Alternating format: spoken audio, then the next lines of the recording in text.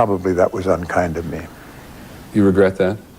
Yes, you shouldn't call people names like Hollywood legend Charlton Heston was a titan, an actor who seemed carved from the very granite he stood on. He played prophets, presidents, and geniuses with a screen presence so powerful he became a symbol of heroism itself. But behind the larger-than-life performances, a very different story was unfolding. Heston was a man of unshakable principles and an almost punishingly rigid sense of professionalism. And when his co-stars didn't meet his incredibly high standards, the results could be explosive. Now, before we get started, let's be crystal clear. Charlton Heston didn't leave behind some secret handwritten hate list for the world to find.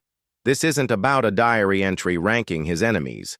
This list is a deep dive, pieced together from decades of his own personal journals, candid interviews, production reports, and the memoirs of people who worked alongside him. It's an exploration of the most difficult and contentious professional relationships of his legendary career. These weren't just simple disagreements. They were fundamental clashes of ego, work ethic, and politics that simmered behind the scenes of some of the most iconic films ever made. So, let's uncover the real stories and on-set conflicts that fueled these intense feuds. Here are the 9 actors who, according to Hollywood history, drove Charlton Heston crazy. We're starting our list with a name that might make you scratch your head, and for good reason. The supposed feud between Charlton Heston and Roddy McDowall is one of Hollywood's most persistent rumors, which makes it the perfect place to separate fact from fiction. The two were the faces of the sci-fi masterpiece, Planet of the Apes. Heston as the stranded human hero, Taylor, and McDowall as the kindly chimp Cornelius on screen. They were fantastic. So how could two essential parts of such a beloved franchise have been at odds? Well, the truth is, there's no credible evidence they ever were. The rumor seems to come from one thing: McDowall's absence in the sequel, Beneath the Planet of the Apes. Fans jumped to the conclusion that a falling out with Heston must have been the reason. The reality was much more boring. McDowall was simply busy in London directing his own movie, Tam Lin. In fact, it was Heston who barely wanted to be in the sequel, agreeing only to a small cameo and donating his salary to charity because he felt the story was finished. Accounts from the original film's set paint a picture of mutual respect. Ed Gross, co-author of The Unofficial History of Planet of the Apes, interviewed both men and spoke of their shared enthusiasm. By all reliable accounts, the so-called feud between Heston and McDowall is a total myth, a phantom conflict that shows how easily Hollywood gossip can take on a life of its own. The tension between Charlton Heston and Robert Ryan didn't come from on-set drama, but from a gap that was much harder to cross: their politics. They co-starred in the 1965 Western Major Dundee, a film helmed by the notoriously difficult director Sam Peckinpah. On set, both Heston and Ryan were total pros. They were on time, they knew their lines, and they gave it their all. The problem wasn't their work, it was who they were. Heston, who had actually marched for civil rights in 1963, was beginning his famous shift toward conservative politics. Robert Ryan, on the other hand, was one of Hollywood's most passionate and outspoken liberals. Their worldviews were polar opposites, and in the charged climate of the 1960s, this created a quiet, unspoken tension. According to Hollywood history, the two kept a coolly professional distance. There were no shouting matches or big blow-ups. Instead, their conflict was a quiet, simmering one built on a mutual disapproval of each other's core beliefs. Heston, the emerging conservative icon, saw Ryan as the embodiment of a political philosophy he was leaving behind. Their scenes together crackle with an antagonism that maybe didn't require much acting. While Heston respected Ryan's talent, the ideological divide was just too wide for any real warmth, making their partnership a deeply uncomfortable one for Heston. Sometimes a feud can be a one-way street. One person can be in a fight without the other even realizing it. which seems to be exactly what happened between Charlton Heston and Frank Langella. Theirs wasn't a blockbuster clash, but a quiet judgment passed down years later in a brutally honest book. In his 2012 memoir, Dropped Names, Langella shared sharp, witty, and often unflattering portraits of celebrities he'd met. His take on Heston was especially cutting. Langella didn't say Heston was cruel or unprofessional. Instead, his criticism was far more personal. He described Heston as having all the appeal of a railroad tie and being as humorless as a cat. Scan. Langella painted a picture of a man who was emotionally distant, rigid, and so wrapped up in his own heroic persona that it was impossible to connect with him. This wasn't about an argument on set. It was a fundamental critique of Heston's entire character. To Langella, Heston wasn't just a stoic professional. He was a bore. There's no evidence Heston ever held a grudge against Langella. In fact, he probably would have been baffled by the critique. But Langella's words pulled back the curtain on how Heston's ironclad personality could be seen by his peers, as a wall that kept everyone out. This feud may have been one-sided, but Langella's public takedown earns him a spot. The conflict surrounding Charlton Heston and Stephen Boyd in the 1959 epic Ben-Hur is one of the strangest in Hollywood history. It didn't play out in angry words, but in a secret, subversive piece of screenwriting that Heston knew nothing about for decades. And the man behind it was the brilliant and mischievous writer, Gore Vidal. Vidal was brought in to punch up the Ben-Hur script and had to figure out the motivation for the intense hatred between Heston's Judah Ben-Hur and Boyd's Masala. His solution was wild. He decided Ben-Hur and Masala had been lovers in their youth, and the film's conflict was really about Masala's spurned love. Knowing that Heston, the ultimate symbol of straight-laced masculinity, would never go for it, director William Wyler allegedly made a deal with Vidal. According to Vidal, Wyler told him, "You talk to Boyd. Don't you say a word to Chuck or he'll fall apart." So, Stephen Boyd was let in on the secret. He was told to play his scenes as a spurned lover, filled with a fiery passion that had soured into rage. Heston, meanwhile, was completely in the dark, playing the part as a simple betrayal by an old friend. When Vidal's story went public years later, Heston was furious. He felt tricked and humiliated. His public feud was squarely with Vidal, but the incident undoubtedly cast a shadow over his professional memory of Stephen Boyd. Boyd was a key part of a secret that twisted the meaning of Heston's greatest Oscar-winning performance, the 1963 epic 55 Days at Peking was a notoriously troubled production, and at the center of the storm was a clash between two of Hollywood's biggest personalities, Charlton Heston and Ava Gardner. For Heston, a man who treated filmmaking with religious devotion, working with Gardner was, in his own words, a complete nightmare. From the start, Heston didn't want Gardner cast, wary of her reputation for being difficult. His fears quickly came true. The production was based in Spain, and Gardner's behavior drove Heston mad. In his meticulously kept personal journals, Heston documented her constant tardiness and what he saw as a total lack of professionalism. On July 20th, 1962, he wrote a scathing entry. "Ava showed up 3 hours late today, reeking of gin." For Heston, this was more than an annoyance. It was an insult to the craft. He saw her behavior as derailing a multi-million-dollar film. The problems only got worse. Gardner struggled with her lines, causing endless delays and driving Heston to his breaking point. In his journal, he wrote that her lack of professionalism was astonishing.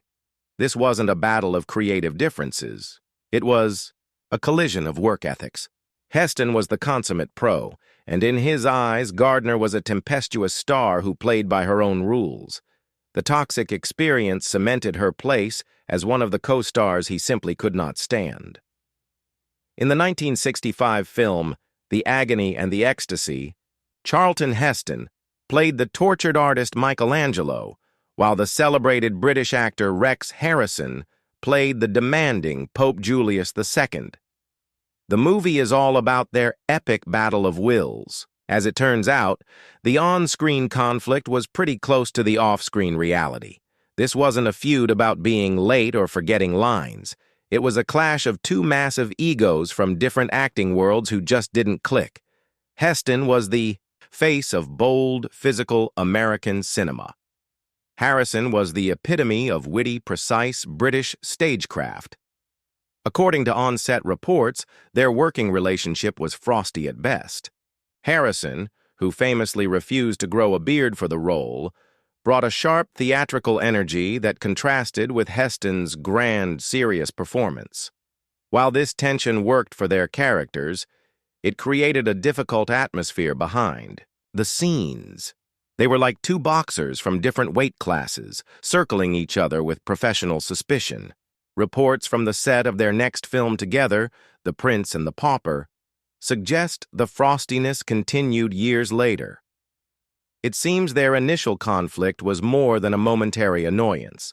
It was a fundamental personality clash that neither man had any interest in resolving. Before we get to our top three, which include some of the most dramatic feuds in Hollywood history, we'd like to ask for your support. If you find these hidden stories fascinating, please hit that subscribe button and ring the bell. It's the best way to make sure you never miss another deep dive into the truth behind the glamour. Okay, back to the countdown. The 1956 epic, The Ten Commandments, is famous for pitting two of Hollywood's most charismatic actors against each other. Charlton Heston as the righteous Moses and Yul Brynner as the arrogant Pharaoh, Ramesses II. Their on-screen rivalry is legendary. Behind the scenes, a different battle was being fought. One of ego, physicality, and a relentless quest for dominance. The conflict stemmed from intense professional pride. Yul Brynner, despite his huge screen presence, was quite a bit shorter than the 6'3" Heston. Brynner, who was famously proud of his physique, wasn't about to be overshadowed. Knowing he'd be shirtless for much of the film, he started an intense weightlifting program to make sure he looked just as impressive as Heston. This was the first move in a game of one-upmanship. According to Hollywood lore, Brynner was constantly looking for ways to assert his presence. He would reportedly use subtle tricks, like kicking up little mounds of dirt to stand on so he'd appear taller in his scenes with Heston. This constant competition created a palpable tension. It may have made their on-screen dynamic as rivals even better, but it bred some genuine friction off-camera. Heston, the undisputed lead, was reportedly annoyed by Brynner's gamesmanship. Theirs was a classic clash of alpha males. Though Heston later graciously admitted that Brynner gave the film's best performance, the experience was fraught with a competitive tension that went way beyond acting. Of all of Charlton Heston's on-set conflicts, few were as tense or as infamous as his professional relationship with Italian superstar Sophia Loren. They were paired in the 1961 epic El Cid, with the studio hoping their combined star power would guarantee a hit. It worked, but it came at a price. The set became a battleground for their clashing personalities, and their on-screen romance hit a very real off-screen chill. The trouble started right away. Loren, an international star, reportedly asked for major script changes to beef up her role and the romance. Heston, a stickler for historical accuracy, felt these changes were watering down the story. He was also reportedly irked that Loren was being paid a then staggering $1 million. This initial friction quickly grew into open tension. Crew members noted that Heston would often avoid making direct eye contact with Loren during their scenes, a clear sign of his dislike. The atmosphere got so bad that it started affecting the film. According to an infamous piece of Hollywood lore, the bad blood was so thick that Loren would deliberately eat garlic before their love scenes. A petty act of warfare designed to make the experience miserable for Heston. Whether it's true or not, the story perfectly captures the bitterness on that set. For Heston, Loren was demanding and unprofessional. The feud didn't end with the film. It's been widely reported that when he was offered a role opposite her in 1964, he told his agent something to the effect of, "I'd rather stick needles in my eyes than work with Loren again." Topping our list is the most complex and legendary conflict of Charlton Heston's career, his relationship with the brilliant and chaotic Orson Welles on the 1958 masterpiece, Touch of Evil. This wasn't just a feud between actors. It was a clash. Between two opposing forces in Hollywood, Heston, the disciplined studio star, and Welles, the visionary, exiled genius. Ironically, Heston is the reason Welles even directed the movie. When Heston was cast, he heard the studio was thinking of Welles for the part of the corrupt cop, Hank Quinlan. Heston famously said, "Why not have him direct it too?" and used his star power to get Welles the job. But his admiration for Welles, the artist, quickly collided with his frustration with Welles the man. Welles threw out the script and ran the set with an inspired chaos that drove the methodical Heston nuts. Their working relationship was a constant battle. Welles was a cinematic, revolutionary, improvising scenes and pushing boundaries, while Heston thrived in the rigid studio system. In his journals, Heston documented the daily struggles and creative arguments. The ultimate blow came after filming. The studio hated Welles's dark, complex version and recut the film against his wishes. Heston was also deeply disappointed with the studio's version, writing, "I'm afraid it's simply not a good picture." Though Heston had championed Welles, their relationship was fractured. The final insult came years later, when Welles dismissively referred to Touch of Evil as a B picture. "I did with Chuck Heston playing a Mexican," a clear slight. Theirs was the ultimate clash of artistic temperaments, order versus chaos, discipline versus genius. It created a masterpiece, but it also created a rift between two Hollywood giants that never healed. From clashes of ego to deep political divides, these stories offer a fascinating look at the man behind the heroic persona. While there was no literal hate list, it's clear that Charlton Heston was a man of iron-willed conviction. He was guided by a strict code of professionalism and had little patience for those he felt were lazy, egotistical, or undisciplined. These conflicts with stars like Sophia Loren, Orson Welles, and Ava Gardner weren't just celebrity gossip. They were battles over the very nature of filmmaking. Was it an art form that demanded disciplined craft, as Heston believed, or a canvas for chaotic genius, as Welles might have argued? These rivalries shaped iconic films and became a vital part of Hollywood history, revealing the demanding and sometimes unforgiving nature of a man who played heroes on screen and expected that same level of commitment from everyone around him. What do you think? Was Charlton Heston just a difficult guy to work with? Or was he a true professional holding others to his own incredibly high standards? Let us know your thoughts in the comments. Thanks for watching.